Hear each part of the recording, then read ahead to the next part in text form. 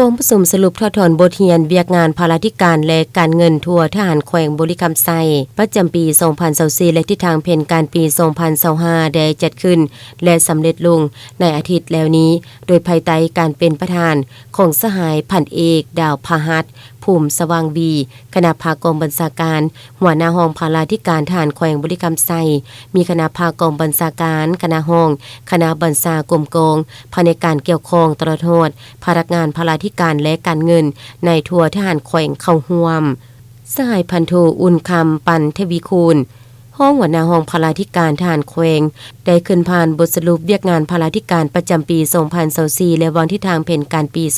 2025 ซึ่งได้ยกให้เห็นความสำคัญของเวียกงานภาราธิการแม่นเหล่า61ที่สำคัญเป็นปัจจัยพื้นฐานประกอบส่วนให้กรมกองเฮ็ดสำเร็จหน้าที่การเมืองของตนและเป็นกำลังแห่งสังรวมของกองทัพรับประกันโดยกงทางด้านการเคลื่อนไหวอบรมหัดแอบและเกี่ยมพร้อมสู่รบใดในทุกสถานที่ในด้านการรับประกันสุขภาพและชีวิตการเป็นอยู่ของพนักงานนักรบอยู่ในกองทัพก็คือการจะตั้งปฏิบัติ4นาทีใหญ่สงบแผนงานของคณะภาคกระทรวงป้องกันประเทศวังออกโดยเฉพาะแม่นแผนงานใหญ่ที่3เวียกงานจะตั้งรับประกันภาราธิการเพื่อความเป็นเอกภาพในการปรับปรุงก่อสร้างกองทัพให้มีการหันเปลี่ยนใหม่อย่างต่างหน้า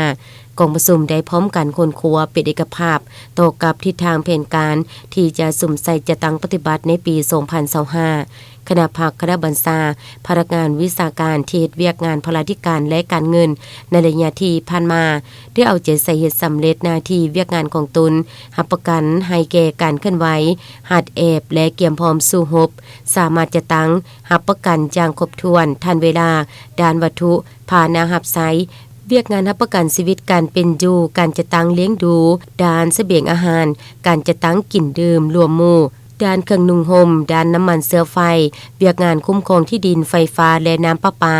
กองประชุมครั้งนี้คณะภาคคณะบัญชาแต่ละขั้นก็คือพนักงานผู้ที่เฮ็ดเวียกงานภาราธิการและการเงินในทั่วทหารแขวงยังได้พร้อมกันยกสูงความรับผิดชอบของตนสุ่มสติปัญญาเข้าในการค้นคว้าและประกอบคำคิดคำเห็นใส่ในต่างๆของกองประชุมเวียกงานภาราธิการและการเงินทั่วทหารแขวงประจำปี 2024 เพื่อประกันให้เวียกงานจุดสุ่มในต่อหน้ามีใบหน้าอันใหม่และได้รับประสิทธิผลสูงขึ้นกว่าเก่า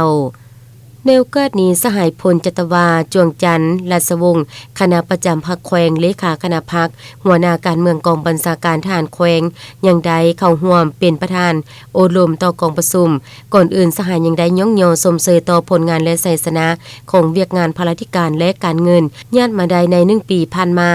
สร้างยังได้เน้นหนักและเหี่ยของเพื่อนำพากรมกองก้าวขึ้นกลายเป็นกำลังที่เข้มแข็งและทันสมัยเทละกาว